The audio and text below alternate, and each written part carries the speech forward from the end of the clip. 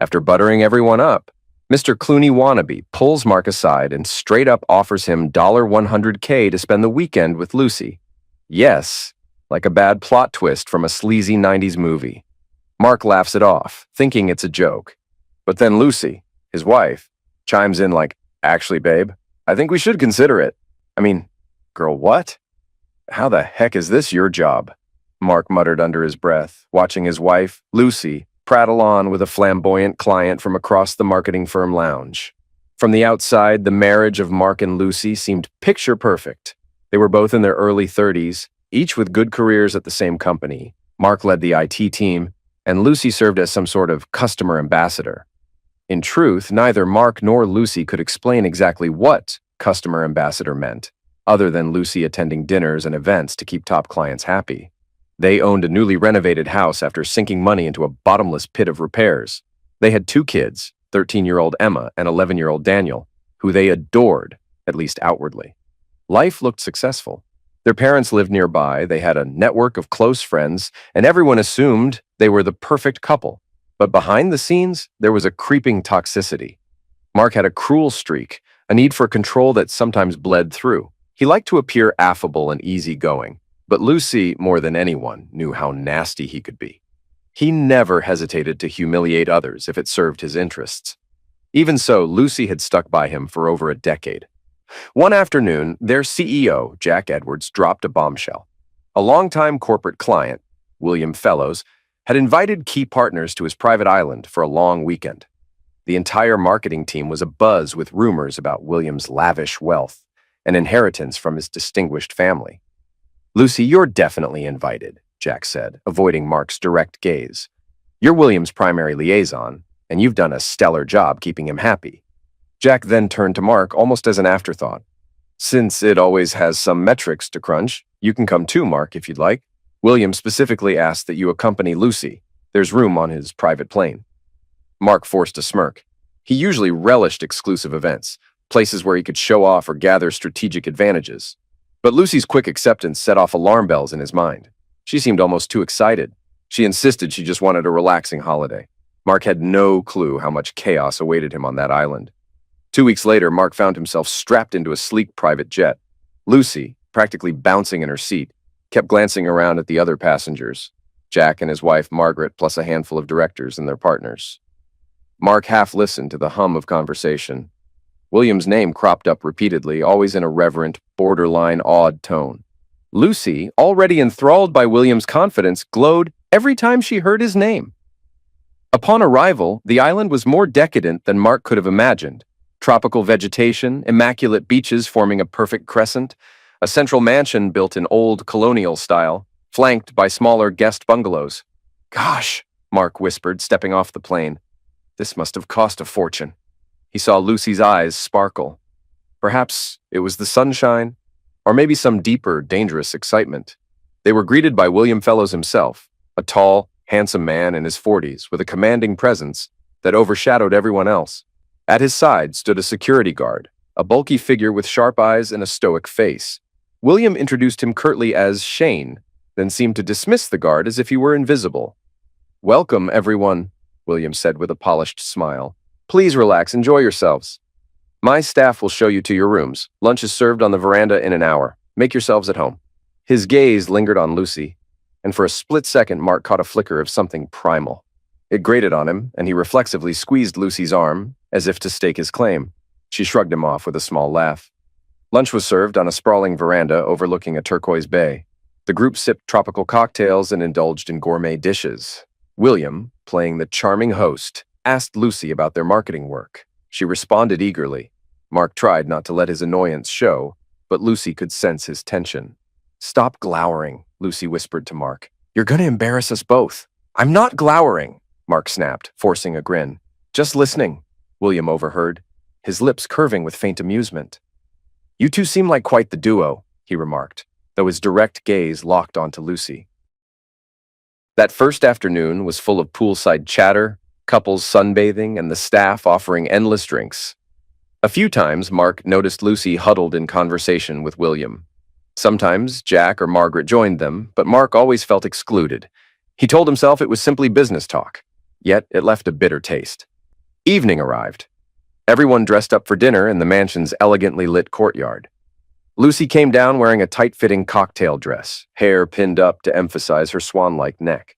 "You're not wearing that for me," Mark said, a tinge of venom in his tone. "Stop being dramatic," Lucy retorted, rolling her eyes. Mark forced a pleasant demeanor during dinner, sipping wine, half listening to talk of William's philanthropic efforts, the expansions of the marketing firm, future investment opportunities. He decided to keep an eye on Lucy, but it didn't help his mood when he saw William guiding her from one conversation to the next. At one point, a stunning brunette named Charlotte approached Mark. She introduced herself as a friend of William's. Up close, she was tall, poised, and breathtaking. As they chatted, her manner was overtly flirtatious, making Mark uneasy, but part of him liked the attention. "You must be Lucy's husband," Charlotte purred. "William mentioned you might be in need of company if Lucy's busy." "Interesting choice of words," Mark said, raising an eyebrow. Charlotte simply smiled. Mark excused himself, wanting to avoid speculation, but the dynamic unsettled him. Late that night, Mark and Lucy returned to their shared bungalow. Tension simmered in the air, but Lucy became surprisingly affectionate, almost frantic. Their lovemaking was intense. In the midst of it, Lucy whispered, "I love you, no matter what." The next morning, Lucy got up early, showered, and rushed off to join William and Jack, who were conferring in a side lounge. Mark woke late, found her gone, and eventually tracked them down near the pool. He noticed Lucy looked nervous, while William casually sipped a mimosa. The moment Mark approached, they disbanded, heading in different directions. That evening, William invited Lucy and Mark to his private office, a mahogany-paneled study within the mansion. The security guard, Shane, stood by the door like a silent sentinel. Mark had barely settled into a leather armchair before William spoke. "Mark," William said, his tone deceptively polite, "I'd like to discuss a special arrangement." Mark noticed Lucy's rigid posture. She perched on the sofa's edge, avoiding eye contact. "All right," Mark said. "Go on." "I've built a wonderful rapport with Lucy," William continued. "She's charming, intelligent, and truly understands my needs. I'd like to spend the rest of this weekend exclusively with her. I'm prepared to compensate you, of course." Mark let out a half laugh, half cough. "Compensate me? You realize how insane that sounds? This isn't some Hollywood movie, pal." William gave a tight smile, ignoring the condescension. "I assure you, I'm quite serious. I'll transfer $100,000 immediately into your joint bank account if you allow Lucy to remain by my side for the next 2 days. Think of it as a business transaction. Charlotte, my dear friend, would be very disappointed otherwise. She was hoping you might keep her company." At that, Lucy cleared her throat. "Mark, I know this sounds nuts," she whispered, "but William's been hinting at this for a while. He says he's open to negotiating. The money could be life-changing for us." "Are you fucking kidding me?" Mark barked. His voice rang with outrage. "You want me to pimp you out?" Shane, the guard, took a small step closer, eyes alert. William kept a smooth expression, yet Mark could see the arrogance behind his eyes. "It's hardly pimping," William said. "It's a consensual arrangement. Lucy has her own voice." Lucy's face was stark white, but she spoke firmly. "We've discussed it. I'd rather not do it behind your back. This is my body, Mark. And the money's for us. You and me." Mark clenched his fists. He shot to his feet, ignoring the dark shape of Shane stepping forward. "This is insane!" Mark hissed. "Lucy, you can't possibly— You know what? Screw this. I'm out." He turned on his heel, ready to storm off. William's silky voice followed him. "There's no need for drama. Let's be adults. Surely we can negotiate a fair price." Mark's face blazed with fury, but the presence of Shane was daunting enough to stop him from swinging a punch, yet. Lucy's eyes flickered with desperation. "Mark, wait," she pleaded. "Let's just talk this out. It's 2 days, that's all, and we can take the money and invest it in the kids' future." "The kids?" Mark snarled. "Don't you dare bring them into this twisted arrangement." Lucy shrank back. William waved a hand. "We'll continue this conversation tomorrow. Don't reject it outright. Reflect on what that money can do. Lucy, come with me." When Lucy followed William out of the office without protest, Mark felt an ice-cold fury spreading in his chest. Before he could charge after them, Shane stepped in front, immovable. "Let's not do something stupid tonight," Shane said coolly. "Go take a walk, cool off." Mark shot Shane a venomous look, but turned and left. Mark marched through the dimly lit garden, cursing under his breath. He was not a man accustomed to losing face. He was known as a cunning, often ruthless professional who despised being played. By the time he reached the poolside bar, he was livid. A few co-workers milled around, giving him sympathetic or curious glances. It infuriated him to think they might already know about William's arrangement offer. They probably found it all very amusing. Mark, cuckolded by the rich boss. "Screw them," Mark muttered, knocking back 2 stiff whiskeys in quick succession. His mind raced with vicious ideas. He should be the one in control, not Lucy, not William. Eventually, he retired to the bungalow, only to find it empty. Lucy never returned that night. Mark smoked a cigarette on the patio, eyes glinting with cold determination. "She'd better come crawling back on her knees," he whispered to himself, "or I'll make her regret it." Morning came, and Mark marched to the dining hall, ignoring the flutter of conversation that died when he appeared. Lucy was already there, sitting next to William, their chairs a little too close. She visibly tensed at Mark's arrival. Jack, the CEO, and a few other directors looked uneasy. They knew Mark well enough to sense he was primed for conflict. Mark scanned the table, a sarcastic sneer curling his lips. "Everyone enjoying themselves?" he asked, voice taut with hostility. No one answered. William dabbed his mouth with a napkin, then spoke in a silky tone. "Mark, I'd like to finalize our understanding. Charlotte has asked about your availability." "Shut your mouth, asshole," Mark snarled. "Get your freaking hands off my wife." Shane, standing by the door, took a deliberate step forward. Lucy cut in quickly, voice wavering. "Mark, please! This is just a business arrangement. It doesn't mean anything. You're making it bigger than it is. Think about the kids, the house." "Stop throwing the kids in my face," Mark snapped. "You want me to sell you for 100 grand? Several people gasped. Lucy's cheeks blazed red. She shot to her feet, a trembling stance of defiance. "We're adults," she said, her voice rising. "I choose what I do with my body. It's not like you're so innocent. You've never cared about my feelings anyway. We've seen how you treat me, Mark, like a trophy you can put on a shelf. This time, I'm making a decision for myself." Mark slammed his palm on the table, rattling the plates. "Oh, you think you're the only one who gets to make decisions? All right, Lucy, let's show them exactly who's in charge here." He looked around at the stunned audience. "Enjoy your freaking circus," he spat, turning on his heel and stalking out.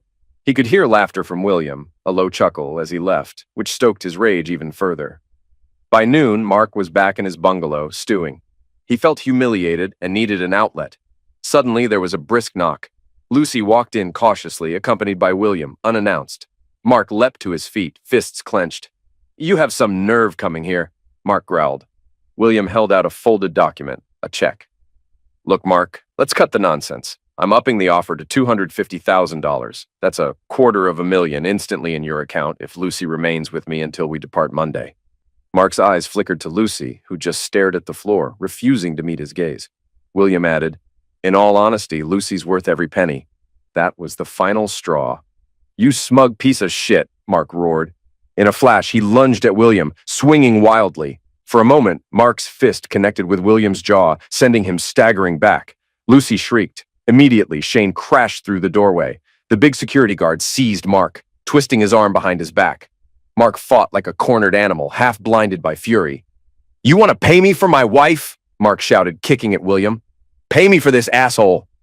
But Shane overpowered him, using professional grappling techniques. In seconds, Mark was pinned.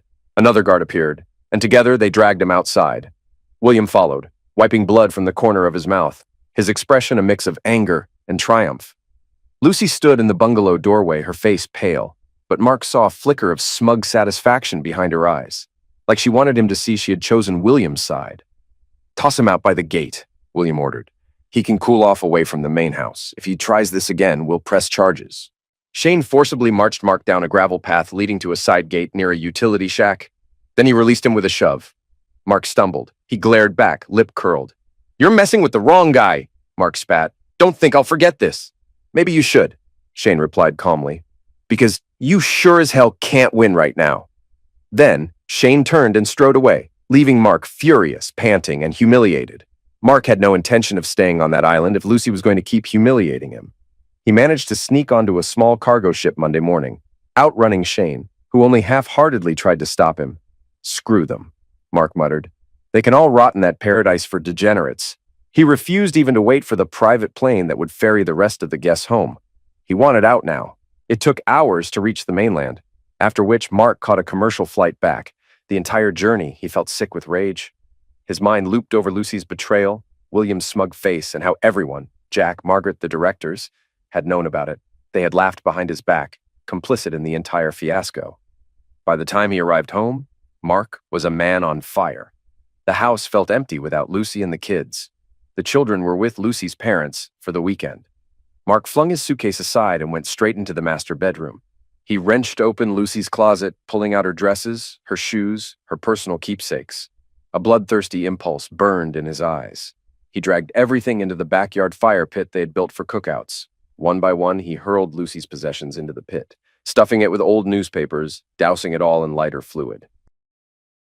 The acrid smell hung in the evening air. She wants to sell herself like a whore? Mark snarled at no one. Fine. Then she can come home to fucking ashes. He flicked a match. Instantly, the pit roared with flame, devouring Lucy's clothing. An hour later, Lucy's once lovely belongings lay in blackened embers. Mark stood over the smoldering pile, a half-empty whiskey bottle in hand, face cast in flickering orange light. He liked the destructive power he held at that moment. Lucy and the kids arrived home Tuesday morning. The kids ran inside, excited to see Mark, unaware of the storm that had brewed. Lucy approached, wearing sunglasses and trying to maintain composure. "Mark," she said softly, Where did you go?" Everyone was worried. He didn't smile. Instead, he pointed to the backyard. When Lucy saw the ashes, the twisted lumps of fabric, her face went ashen. "You bastard," she breathed. "My clothes, my photos, how could you?" Mark barked a laugh, stepping close so only Lucy could hear. "You sold yourself for $250,000, Lucy," he sneered. "I'm sure you can afford new clothes. Where's your fancy check from your boyfriend?" Lucy tensed. This was the moment she'd been dreading. He never transferred the money," she whispered. "There was no formal contract. I was an idiot. I believed him." Her eyes flicked up to Mark. Searching for pity, she found none. "You sold yourself," Mark repeated icily. "And you didn't even get paid. Jesus, you're pathetic." "He made promise after promise," Lucy said, voice shaking. "He said the funds would come through. Then after I slept with him, She stopped, tears brimming in her eyes. "He basically said it was a misunderstanding. He left me with nothing, Mark. No check, no contract. And he fired me from the account. Jack said they don't need me as an ambassador anymore. I'm unemployed." Mark's lips pulled into a twisted grin. Couldn't have happened to a more deserving person. Lucy's anger sparked. "You're not innocent," she hissed. "You humiliated me in front of everyone. You attacked William like some psycho. You made me look like—" "Shut up," Mark said, voice low and threatening. "You're the one who strolled around with him, basically giving him a lap dance for the entire island to see. I'm the psycho? You threatened me. Said I'd lose my house, my kids, my job if I didn't agree to your little fling. Now, your own plan is blown up in your face." Lucy trembled, tears sliding down her cheeks. "I didn't threaten you, Mark. That was William talking, not me." "The hell it was," Mark growled. "Now get out of my sight before I do something I'll regret." At that moment, 13-year-old Emma popped her head outside, her face apprehensive. "Mom? Dad, are you guys okay?" Lucy quickly wiped her tears. Mark forced a smile so fake it was painful. "Go inside, Emma," he said coldly. "We'll talk later." Emma frowned, sensing that something was horribly wrong. She retreated. Lucy turned away, shoulders shaking. Over the next few weeks, the tension in the household became suffocating. Lucy discovered that William had blacklisted her from returning to any of his other businesses. She tried to contact lawyers about forcing William to pay the promised $250K, but every attorney told her the same thing. Without a contract or written agreement, she had no case. "He fired me," Lucy lamented to Mark one morning, tears tracing her cheeks. "I have no job at the firm. He told Jack I'd be bad for their reputation if I stayed. He doesn't want a scandal. They cut me loose to keep William happy. I'm the scapegoat." Mark's eyes gleamed with triumph. "Poetic justice," he said, arms crossed. "You dug yourself into this hole." Lucy tried to quell her anger. "I'll find a way to sue him for wrongful termination," she snapped. "Jack can't just let me go without cause." "Try it," Mark said, smirking. "William has top-tier lawyers. You'll get steamrolled in court. You're a fool, Lucy. Lucy's face hardened. I might be a fool, but I won't stand here and let you treat me like trash anymore. I'll do what I need to do to survive. Mark's grin was chilling. Go ahead, because I'm going to get custody of the kids. No judge would side with a mother who sold herself out on a business trip. Lucy blanched. You can't prove anything. It was just an affair. Try me, Mark said with a sneer. I recorded enough audio on my phone before you left with William. I can paint you as an unfit mother. My lawyers are already drawing up the petition. Lucy stormed out, flinging a vase against the wall on her way. The next months turned into a legal minefield. Mark was determined to crush Lucy in divorce proceedings. He used every tactic, accusing her of moral unfitness, painting himself as a concerned father. Lucy, on the other hand, couldn't gather enough ammunition. She had lost her job, her credibility, and most of her professional references. Jack and Margaret refused to testify against Mark, claiming ignorance. When Lucy tried to claim that Mark was abusive or controlling, he pivoted it against her, pointing out she voluntarily hopped into bed with William for money. With the firm's hush-hush support, Mark's version of events seemed more credible. Even Lucy's own mother quietly advised her to step aside if it meant sparing Emma and Daniel further trauma. Their children were confused, stuck in the crossfire. Emma, old enough to sense the tension, asked Lucy directly, Mom, did you cheat on Dad with some guy named William? Kids at school are saying you did something. Lucy couldn't meet her daughter's eyes. The rumor mill had begun. It's complicated, honey, Lucy whispered, tears forming. It was a mistake. I thought I was helping us. I was wrong. Emma scowled, unsettled and resentful. Helping us by sleeping with someone else? That doesn't even make sense. Lucy had no good answer. The day of the custody hearing arrived. Mark strode into the courthouse in a sharp suit, exuding confidence that bordered on arrogance. Lucy, looking worn and underdressed, held her shoulders stiffly, trying to project some dignity. In the hearing, Mark's lawyer presented texts and partial voice recordings. They implied Lucy arranged to auction herself for a sum of money during a firm retreat. Mark's lawyer hammered on her poor judgment, insinuating it was an ongoing pattern, not a one-off mistake. Lucy was portrayed as reckless and morally compromised. Lucy's attorney tried to argue that Mark was abusive and had a history of humiliation, but the evidence was too vague. Plus, Lucy's revelations about Mark's controlling nature were overshadowed by the fact she'd accepted an immoral proposition from a client on a work trip. The judge seemed unimpressed by Lucy's tearful claims that William had manipulated her.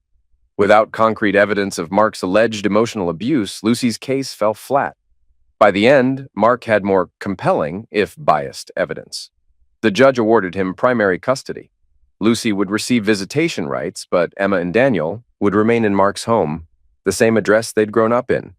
Lucy was required to pay a portion of child support, an amount painfully high, considering her new unemployment. Lucy left the courthouse that day hollow-eyed and defeated. Mark stepped outside wearing a victorious smirk. As Lucy passed, he whispered, Told you I'd ruin you if you tried to cross me. She stumbled away, cheeks burning with shame, tears threatening to spill down. In the following weeks, Lucy's life disintegrated further. She was forced to move into a small apartment in a cheaper part of town. She took a lower-paying retail job to meet the child support demands. Meanwhile, Mark soared. The firm quietly gave him a settlement to keep him from filing any wrongful dismissal lawsuit. Jack wanted no more scandals, especially with Lucy gone, and William still funneling money into the company's marketing sector. Mark used the settlement to start a side venture in IT consulting. Emma and Daniel stayed primarily with Mark. At first, Lucy tried to see them every week, but with the bitter air between Mark and Lucy, visits were tense. Emma especially was standoffish, still confused by the swirling rumors about her mother. Eventually, Lucy sank into depression. She started drinking heavily, stumbling through her days in a haze of regret and alcohol. If I'd just never let William talk me into that proposition, she'd lament on lonely nights, sipping cheap wine until she passed out on her dingy couch. She tried once to file a lawsuit against William for failing to pay the promised sum. Her attorney shut it down after a brief consult. Lucy, there is no written contract. No recorded proof he promised you money. You'll only dig yourself a deeper hole in legal fees. Out of desperation, Lucy even reached out to Charlotte, but the woman had disappeared into William's wealthy world, unreachable. Lucy was completely alone. Months bled into a year. Lucy's phone calls to Emma went unanswered. She barely saw Daniel because Mark refused to facilitate visits outside the court-ordered schedule, and Lucy's pride was too wounded to beg. Each missed call, each canceled meeting, pushed her deeper into an alcohol-soaked despair. One bleak evening, Lucy found herself standing outside the old house, the very one she and Mark had renovated so painstakingly. She reeled slightly, half drunk. Over her shoulder, a battered duffel bag. Rain fell in cold sheets. She gazed up at the windows, remembering the warm glow it once had. She pressed the doorbell, breath unsteady. Moments later, the door cracked open. 13-year-old Emma, now nearing 14, stood there, wearing pajama pants and an oversized t-shirt.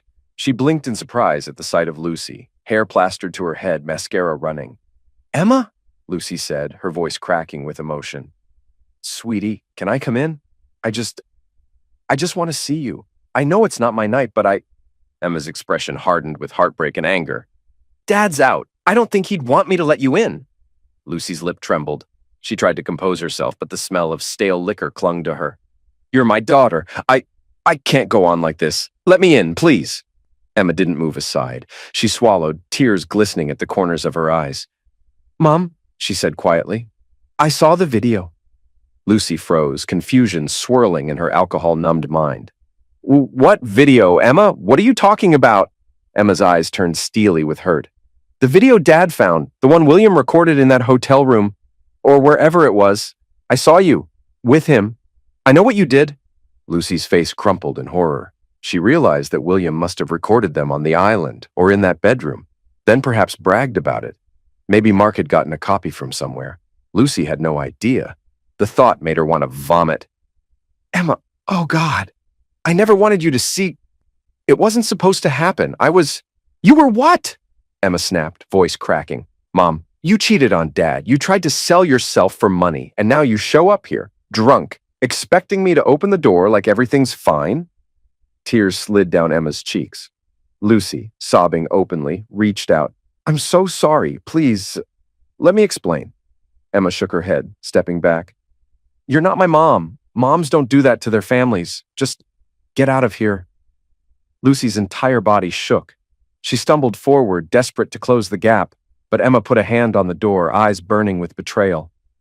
"Don't come back unless Dad says it's okay, but I don't want to see you." Lucy was too choked by grief to speak. She could only whisper, "Emma, please."